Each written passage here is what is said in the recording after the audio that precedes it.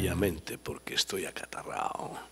Entonces tengo que tener mucho cuidado con mi voz, porque me la rompo fácilmente con este catarro, ¿no? Hace unos años, en el 2015, me invitaron a predicar en un Global Mission, Concilio Mundial de Misiones, aquí en Lima. Entonces, bueno, pues ese año vine 2 veces a Perú. Pude predicar 3 veces. El tema era la Iglesia frente al Islam y el Islam en España y en Europa. Como nosotros llevamos muchos años trabajando con musulmanes en España y en 18 países de África, pues algo hemos podido aprender. Y ahí, en Lima, ese año, pude ministrar creo que 3 veces. La junta directiva me incluyó en el proyecto. ¿Y dónde hacemos al año siguiente? Yo propuse en Madrid. Entonces se hizo en el año 2016 Global Mission en Madrid, un evento que nunca se había realizado en España, con cientos de pastores, algunos con miles de iglesias de todos los continentes, juntos con el lema, bueno, pues España, puente misionero para el mundo y para el Islam en particular. Y después de ese evento, que fue realmente un éxito, fueron todas las autoridades evangélicas del país, los presidentes de las fraternidades.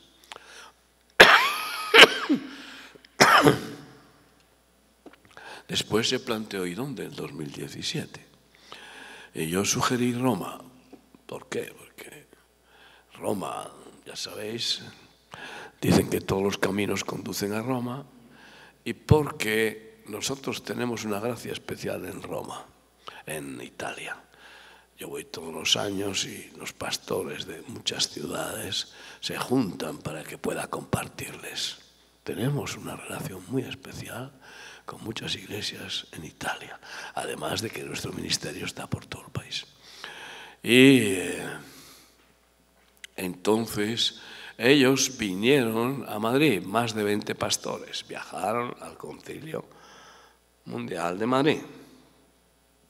Y yo les dije, ¿por qué no proponéis que se haga en el 2017 en Roma? Porque será una gran oportunidad. Y bueno, pues así lo hicieron y yo respaldé. Y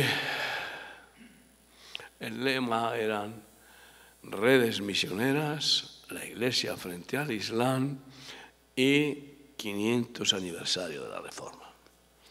Con el proyecto de elaborar 95 tesis. Algunos querían poner tesis nuevas, yo dije que no, porque no hay nada nuevo debajo del sol. No somos novedosos, solo tenemos que recuperar el original de lo que Jesús dejó establecido, la doctrina de los apóstoles, como la iglesia primitiva, que permanecían juntos en oración, perseverando en la doctrina de los apóstoles, en el partimiento del pan. Y yo les dije, no, 95 tesis vivas para poderlas clavar. Lutero clavó las 95 tesis suyas en la Catedral Católica de Alemania, y nosotros para clavarlas en todas las iglesias evangélicas que quieran, que se claven para renovar las iglesias evangélicas. Y bueno, se encargó desde el año 2016, con el proyecto del 17, en Roma, se encargó a muchos teólogos y ministros del Evangelio por el mundo para que confeccionaran sus tesis.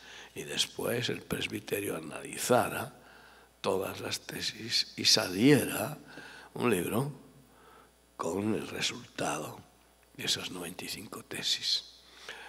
Bueno, hicieron algunas tesis, pero yo tengo en mi corazón pues tesoros viejos que salen y nuevos que el Señor me da. Como dice la palabra de Dios, el hombre docto del arca de su corazón saca tesoros nuevos y viejos. Y cuando digo nuevos se refiere a que son novedad porque muchos se han olvidado de ellos. En realidad son novedad, pero no son nuevos para la obra de Cristo. Y así pude escribir estas 5 tesis, porque Lutero, las 95 tesis, si tú las lees, te vas a aburrir muchísimo. Son tesis para denunciar a la Iglesia Católica en contra de sus bulas, siempre dinero, dinero, en contra de sus, ¿cómo se llama? Bueno, prebendas y indulgencias. Indulgencias. Dinero e indulgencia. Das mucho dinero, indulgencia plenaria, total. Todos los pecados perdonados. Parece ser que muchas iglesias evangélicas ahora pues das mucho dinero y sanidad, y prosperidad, y trabajo y dinero. También vas a cosechar y parece que caemos en la misma trampa del diablo, ¿no? Y Lutero, asqueado de esa vergüenza, no quería salir de la Iglesia Católica, quería regenerarla. Pero le echaron, le expulsaron, quisieron matarlo. Él fue un hombre valiente, pero en realidad no regeneró la Iglesia Católica al nivel de recuperar el original de la Iglesia. El original que Cristo dejó establecido y del cual estamos muy lejos. Nos hemos ido distanciando de ese original santo, sabio, perfecto, del autor y consumador de la fe y de aquel que es el fundamento de su iglesia, la roca firme y que las puertas del Hades no prevalecerán contra ella. Entonces, bueno, Lutero no remató la jugada y salió, luego se añadieron otros reformadores como Calvino, etc. Y fueron añadiéndose reformas. Y salió esa frase de iglesia reformada, semper reformata, es decir, que debe seguir reformándose continuamente hasta pues que se apura, ¿no? Y claro, uno de los errores más graves que cometió Lutero es que había muchísimos judíos en Alemania. Eran los que manejaban las finanzas, como siempre. Y Lutero quiso convertirlos. Primero les trató bien, primero les defendió, primero pues les quiso camelar. Pero ellos rechazaron la conversión.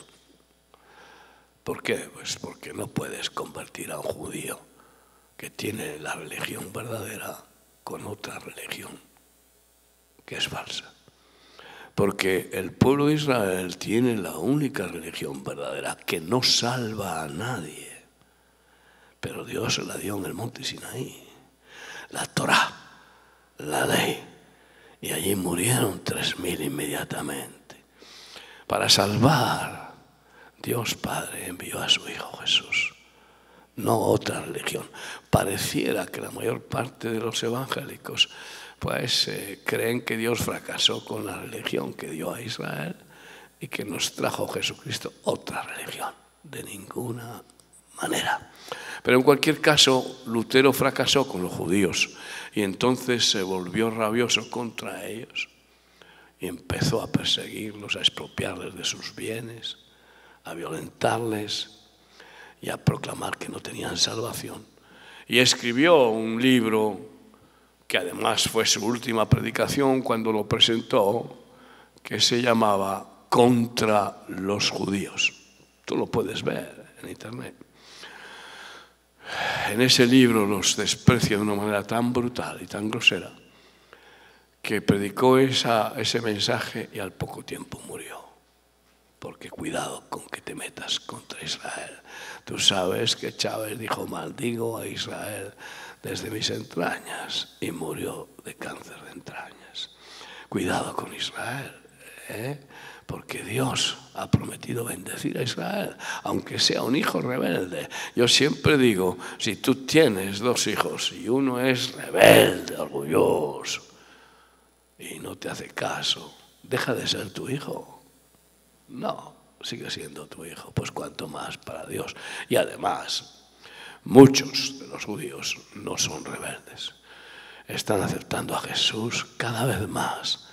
Y de hecho, muchos aceptaron a Jesús y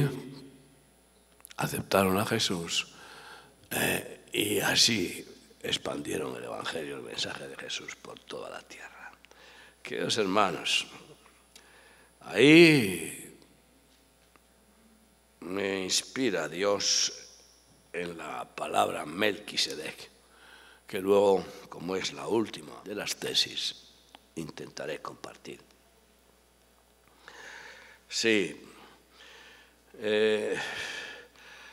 sin duda que la oración es el fruto de labios más importante, ¿verdad?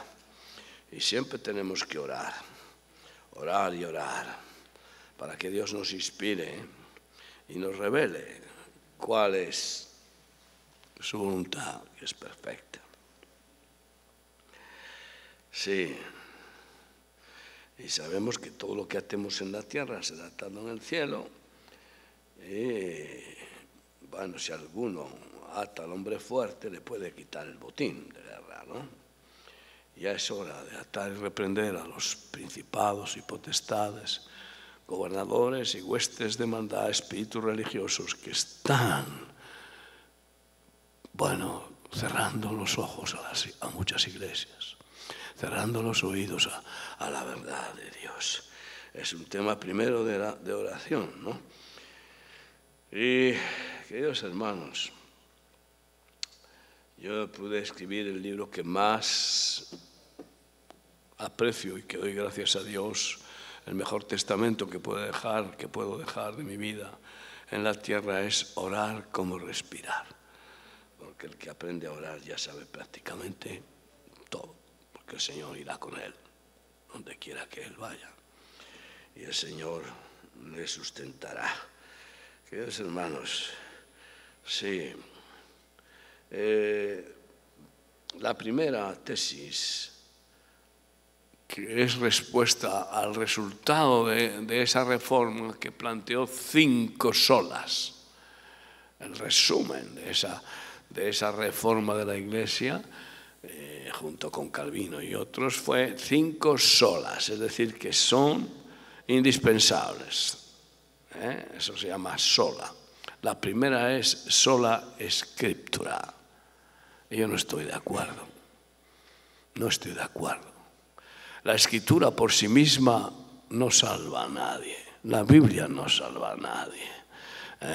Yo una vez me atacó un demonio, agarré la Biblia y me golpeé en la espalda a ver si me libraba, y no me libró con la Biblia golpeándome, ¿no?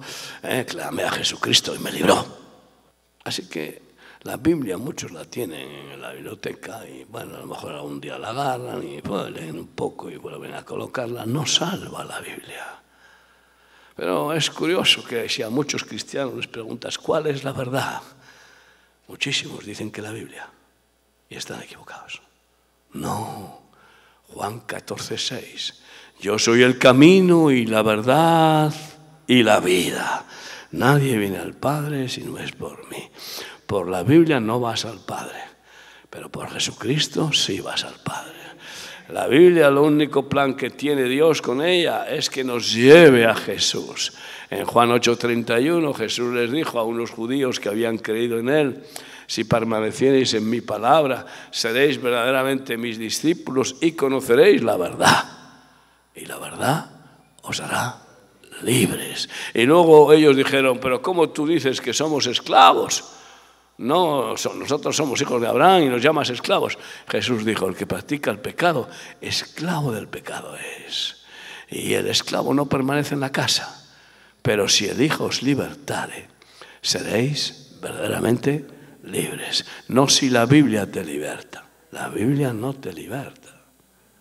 Es Jesucristo el libertador. Es muy importante porque la Iglesia evangélica, al intelectualizarse, se ha llenado de cabezones bíblicos y no tiene corazones que aman a Jesús, que tienen una comunión con Jesús, una relación paterno-filial con Dios, que es lo que Jesucristo vino a traer al mundo. No vino a traernos ninguna religión. Y sabemos que en Juan 1:17 dice, la ley por medio de Moisés vino al mundo, pero la gracia y la verdad vinieron por medio de Jesucristo. Así que ¿para qué la ley? No salva. La Torá no salva. ¿Es buena? Es buena, claro. Nos expresa lo que es la voluntad de Dios de cómo tenemos que comportarnos en este mundo. Y cómo no transgredir. La ley fue hecha para el transgresor. Todas las leyes, incluso de todas las civilizaciones, se ponen después de que hay una transgresión. Antes no había leyes informáticas porque no había delitos informáticos, ahora ya los hay. Así que Dios puso la ley para frenar la corrupción del pueblo de Israel y del mundo, pero no para salvar. Nadie ha cumplido la ley y por lo tanto nadie pudo ser salvo por la ley. Solo Jesucristo la cumplió por completo para podernos librar del peso de la ley. La palabra de Dios es buena y útil y necesaria para redarguir, exhortar, amonestar, corregir. Y es como una espada de dos filos que parte el alma, pero no por sí misma. Sin la intervención del Señor, ni salva, ni sana, ni liberta. Así que es importante dejarlo bien claro. Y dice Proverbio 23:23, compra la verdad y no la vendas. La verdad, solo la verdad, nada más que la verdad, pero toda la verdad. Decía Aristóteles, soy amigo de Platón, pero soy más amigo de la verdad. La verdad, la verdad. Y desde niños Dios ha puesto en el corazón del hombre un anhelo de conocer la verdad, no de conocer letra y llenarnos la cabezona de normas y de leyes. Te imaginas las 613 leyes judías, son bíblicas, pero sin embargo Jesús profetizó que el templo sería destruido y no quedaría piedra sobre piedra. Y se acabó el sacerdocio, se acabó los levitas, los sacerdotes, el templo, los sacrificios. Por lo tanto, ya no tiene contenido la ley, ni en el pueblo judío, que siguen aferrados y que lo que han hecho para permanecer en esa dimensión, han cambiado a sacrificar corderos por gallinas, por ejemplo, y salpicar con la sangre, y bueno, ¿para qué vamos a hablar de las cosas que hacen para perpetuarse? Porque los capos de la religión no quieren renunciar a su dominio. Este es el gran problema, y esto es lo que pasó con los fariseos, que estaban dominando y decían, este hombre nos quita la gente, nos quita la gente, nos quita el negocio. Yo me dedico a quitar el negocio a mercaderes del templo evangélicos. Sí. Lo siento. Y Jesús entró en el templo y vio ahí a los cambistas cambiando las monedas que traían, los denarios, los dracmas, las minas que traían de los distintos países de donde venían, y claro, pegándoles una comisión en el cambio para que pudieran comprar palomas, corderos, etc. Y ganaban en el cambio un montón, y luego ganaban en la venta de los animales para el sacrificio. Y Jesús entró en el templo y dijo, esta casa es casa de mi Padre, es casa de oración, y vosotros habéis hecho de ella cueva de ladrones. Y agarró unas cuerdas, hizo un látigo y los echó de allí. Es tiempo de que haga lo mismo Jesús. Y para eso quiere utilizarnos a nosotros. La segunda tesis, mira, Jesucristo no fundó ninguna religión. Este es el problema. Algunos creen que la religión verdadera es el cristianismo. Los evangélicos cometen el mismo error que la Iglesia Católica, que siempre ha dicho que ellos tienen la religión verdadera. No, ninguna religión es la verdad. Tienen parte de la verdad. Pero créeme, Jesucristo no vino a fundar ninguna religión. Él no era cristiano. ¿Dónde lo pone? ¿Dónde lo pone? Si creemos claramente que sola veritas, no sola escritura, sino sola veritas, ni siquiera en la escritura lo pone, que Jesús era cristiano. Se les llamó cristianos, según Hechos de los Apóstoles, allá en Antioquía, dice, mucho después de que Jesús estaba ya a la diestra del Padre. Por lo tanto, Jesús no les llamaba cristianos, les llamaba fieles, discípulos y seguidores del camino. Jesús no era cristiano. Mira a ver si me demuestras con la Escritura. Pero es que Jesús no fundó el cristianismo. Esto es importantísimo dejar bien claro, porque hace falta que la Iglesia de Cristo, que es así que la fundó, y la palabra iglesia, significa aquellos que han salido fuera. El Señor los ha sacado del mundo y los mantiene en el mundo, pero ya no son del mundo. Entonces, iglesia, sobre su roca, sobre Él. Y las puertas del Hades no prevalecerán contra su iglesia. No una religión. No fundó el cristianismo. Fue Constantino, el emperador, el que se juntó con los cristianos, que ya se les llamaba cristianos, porque enseguida aceptaron esa denominación desde Antioquía. Mal hecho. A mí no me gusta que nadie me llame cristiano. Es más, en algunos países me da un poco de asco, porque veo la mayoría de los cristianos que dan un testimonio vergonzoso. Yo prefiero que me llamen discípulo de Jesucristo. Siervo inútil, burrito para Jesús, me da igual, pero no quiero que me llamen cristianito.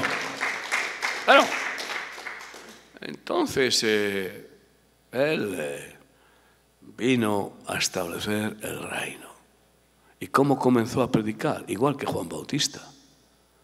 El rey vino a este mundo y comenzó a predicar diciendo, arrepentíos porque el reino de los cielos se ha acercado a vosotros. Arrepentíos de ser españoles, peruanos, de ser ciudadanos del mundo que está bajo Satanás, para que tengáis la ciudadanía celestial, para que forméis parte de la familia eterna de Dios. Y yo puedo predicar cientos de predicaciones sobre el rey y el reino. Toda la Biblia conduce a eso. Y así será el final. El rey reinará 1000 años desde Jerusalén. Y espero que tú y yo estemos reinando con él. Tanto si nos ha arrebatado como si nos ha resucitado. Pero reinaremos con él como él promete. Queridos hermanos, sí, él no fundó el cristianismo. Sí, él vino y dijo, arrepentíos, Mateo 4, 17. Y a sus discípulos, Mateo 10, 17, les dijo, yendo, al enviarlos, predicad diciendo, el reino de los cielos se ha acercado a vosotros. Y yo veo a muchos predicadores que no dicen, el reino de los cielos se ha acercado a vosotros. Y es el mensaje. Mi iglesia bautista, mi iglesia pentecostal, yo soy de esta iglesia, yo soy de esta denominación. Yo no soy de ninguna religión, aunque nosotros tenemos el ministerio Cuerpo de Cristo porque nos hemos sentido obligados para respetar las leyes de los países y también respetar a las iglesias, que si no siempre nos decían, vosotros no sois cristianos y sois una pandilla de drogadictos. Yo qué sé, entonces pues nos tuvimos que constituir, pero yo no creo que a mí me va a atar ninguna religión, porque eso es lo que significa religión. Religo, religas, religare, volver a atar, a esclavizar. Y donde está el Espíritu del Señor, allá hay libertad y vida eterna. Y la letra mata, mas el Espíritu vivifica. Ya es hora de que salgan de la religión para que vuelen, porque el que es nacido de nuevo, Juan 3:9, es como el viento y el viento lo lleva. No sabe de dónde viene ni a dónde va, porque el Espíritu lo lleva en la voluntad de Dios. Y no es el pastor ni el presbiterio el que lleva, como muchos pastores, que viene un miembro de su iglesia, le toca el Espíritu Santo, quiero ir de misionero, y el pastor dice, pero ¿cómo vas a dejar tu trabajo con lo que ganas? Y le quita el llamamiento, y es como matarlo después. Acaba siendo un bulto en la iglesia que obedece al hombre antes que a Dios. Hermanos míos, sí. Y bueno, Mateo 7:21, no todo el que me dice Señor, Señor, entrará en el reino de los cielos. Así que estamos hablando del reino de los cielos. Y a Nicodemo, ¿qué le dice? Viene Nicodemo, este es el meollo. Y Nicodemo le pasa el jabón al Señor, Señor, las cosas que tú haces tienen que venir de Dios, porque esas cosas nadie las puede hacer si no vienen de Dios.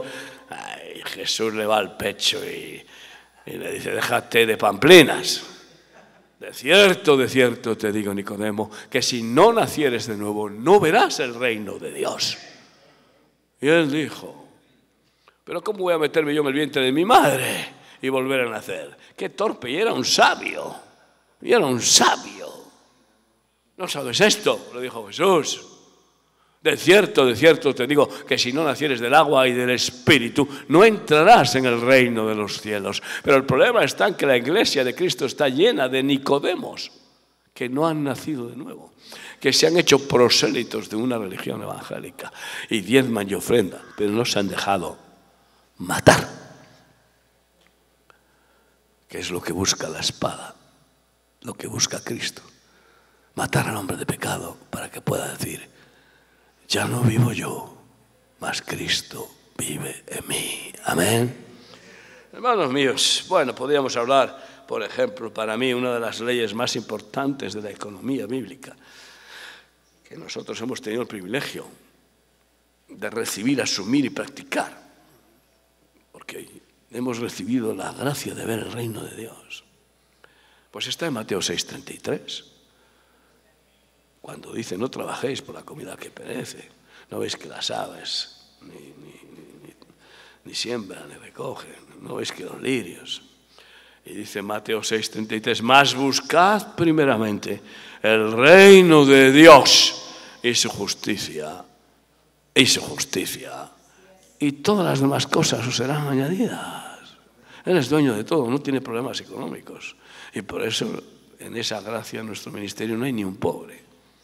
El Señor nos da una visión y nos da la provisión. Si no es una visión suya, pues entonces lo estorba para que no salga. Y nosotros contentos, si no es tu voluntad, quítalo.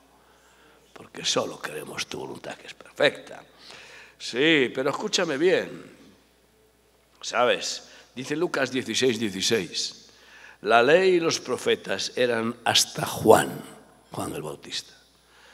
Desde entonces el reino de Dios es anunciado y todos se esfuerzan por entrar en él. Padre nuestro, ¿qué es? Venga a nosotros tu reino. ¿Y qué es? Mateo 24:14. ¿Y será predicado este evangelio bautista? ¿Pentecostal? Y será predicado este evangelio del reino en todo el mundo. Y entonces vendrá el fin. Ustedes van a ver cómo el Espíritu Santo despierta para que muchos prediquen el evangelio del reino y no un evangelio religioso, cabezón, de letra, de logos. Aleluya. Sí, bueno, la siguiente tesis tiene que ver con la sola fide. De las 5 solas, la primera era sola escritura. Yo ya os he dicho, no vale, no funciona. La escritura solamente no funciona. Eso es un error. La escritura por sí misma, no. Y es más, no es indispensable, porque el Señor puede manifestarse a alguien que no sabe ni leer, ni escribir, que no tiene una Biblia, pero que busca a Dios, y Él se presenta, como está haciendo con musulmanes, etc. Así que la siguiente es sola fide, solo la fe. Claro, ahí viene, ya sabéis, siempre el problema de que la fe viene por el oír y el oír por la palabra de Dios y por tanto a predicar. Y la salvación es por fe, no por obras, para que nadie se gloríe. Muy bien, eso es correcto, pero ¿de qué obras estamos hablando? Este es el problema, porque la fe verdaderamente viva tiene que estar acompañada por las obras de amor. Siempre, porque la fe sin obras está muerta. Las obras de amor dan testimonio de la autenticidad de la fe. Así que esta sería sola fide operandi. Porque para Cristo Jesús, como dicen los Gálatas, ni la circuncisión vale, ni la incircuncisión, sino la fe que actúa por el amor. Eso es lo que vale. Y Romanos 3:28 dice, el hombre es justificado por fe, sin las obras de la ley. Sí, claro, sin las obras de la ley.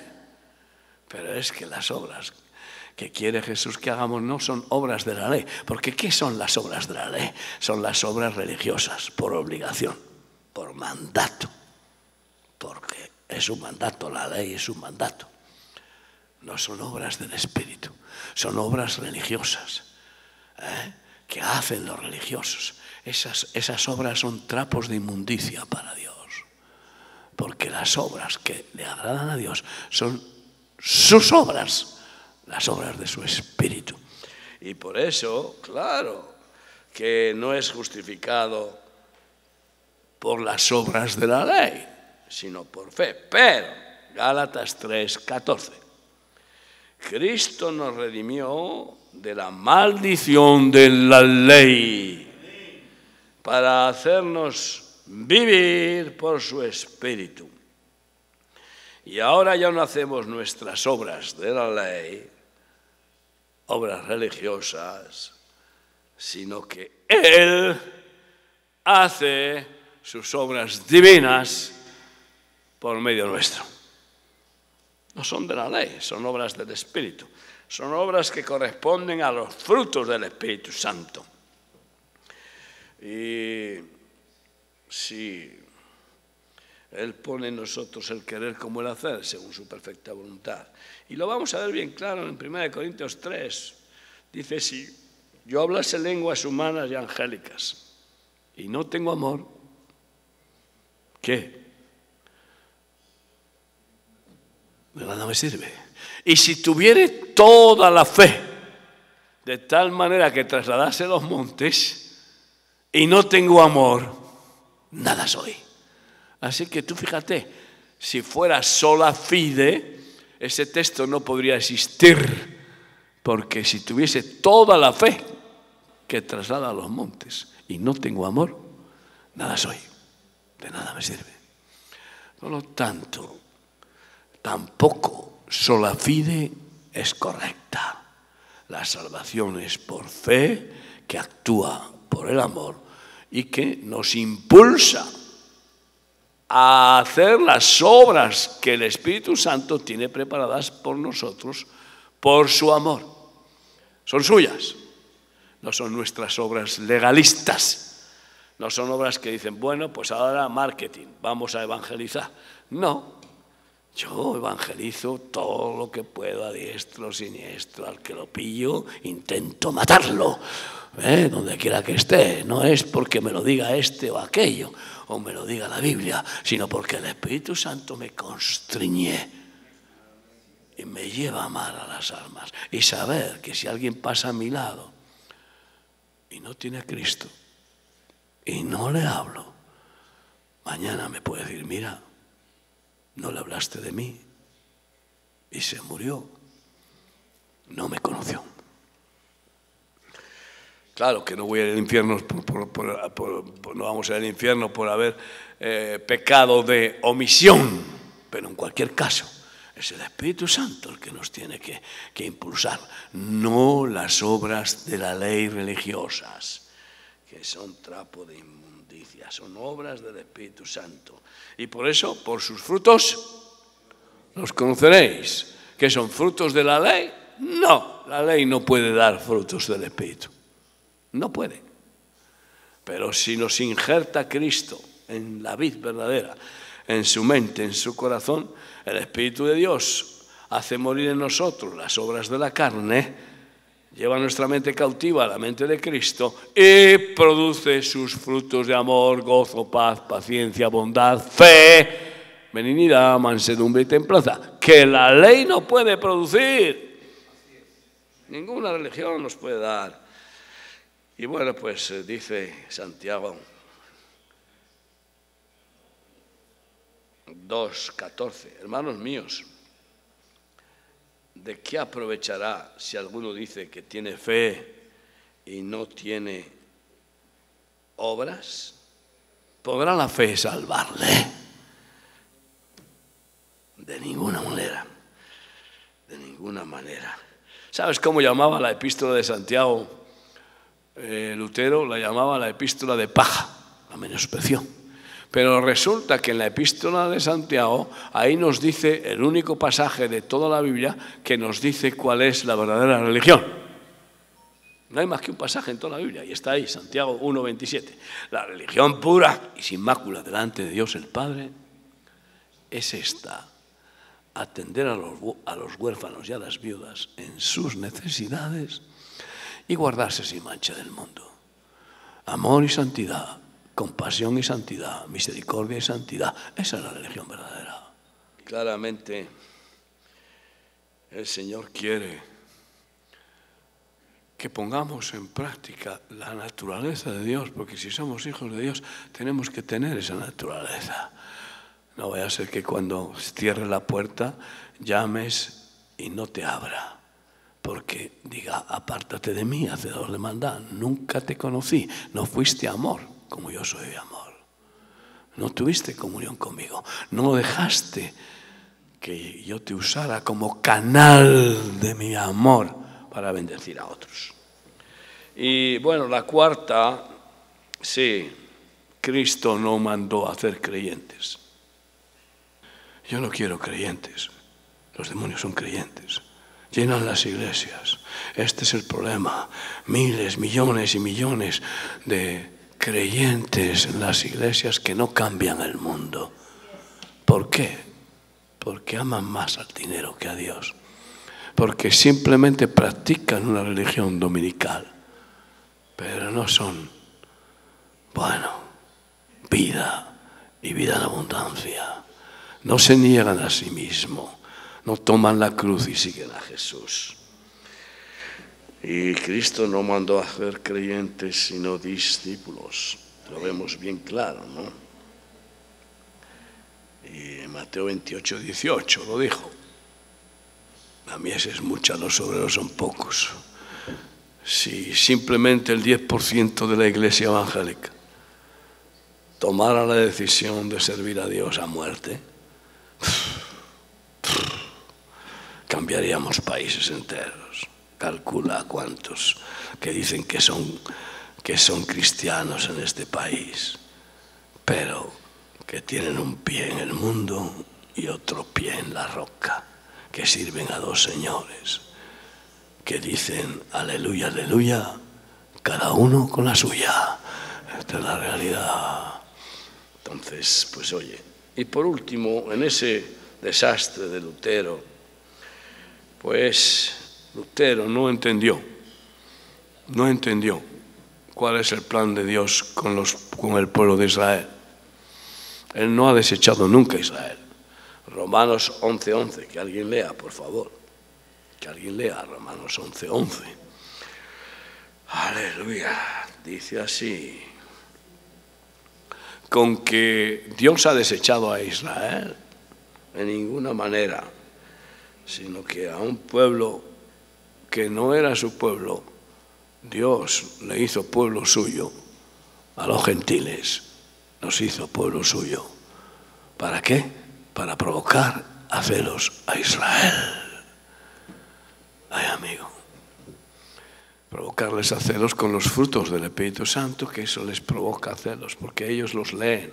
Ellos son el pueblo que habla de los frutos del Espíritu Santo, el cantar de los cantares, pero no los tienen, porque sin Cristo es imposible. Ellos dicen todos los días shalom, shalom, pero no tienen paz, porque solo Jesús da verdadera paz.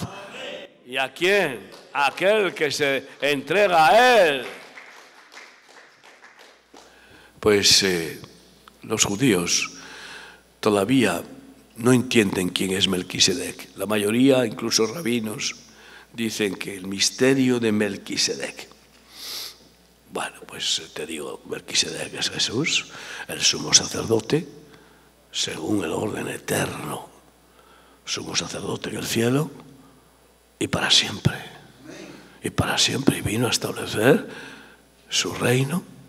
Por eso no vino en la tribu de Leví. No. Vino de la tribu de Judá, porque se les da la vara de mando, el cetro de rey y sumo sacerdote, según el orden de Melquisedec. Él vino a establecer su reino y su sacerdocio santo, para hacernos a nosotros sacerdotes del orden de Melquisedec. No de la ley, de la letra, que los gálatas insensatos empezaron por el Espíritu y acabaron en la letra, sino por el Espíritu. Y bueno, esos son los verdaderos israelitas, como dice Romanos 9:16, Romanos 9:6. Son aquellos que tienen la fe de Abraham y la obediencia. Porque no fue justificado Abraham solo por la fe, sino porque no le retuvo a Dios su hijo. Imagínate tú qué obra de obediencia, qué fruto de obediencia, que Dios le pide que sacrifique a su único hijo, después de que se lo da de forma milagrosa, teniendo 100 años, su mujer con 90 estéril, y cuando tiene 13 años le dice que lo sacrifique para él. Y no cuestiona, y va y obedece. Así que no fue justificado solamente por la fe, sino por las obras de obediencia. Gracias por estar aquí. Melquisedec es Jesucristo, y Él ha establecido ese orden. Y bueno, el que quiera participar de ese sumo sacerdocio, bueno, pues entrará en el reino de Dios y será rey con Cristo, porque Él es rey de reyes, y será sacerdote con Él, porque Él es el sumo sacerdote de muchos sacerdotes, Señor de señores. Amén. Amén. Que Dios le bendiga.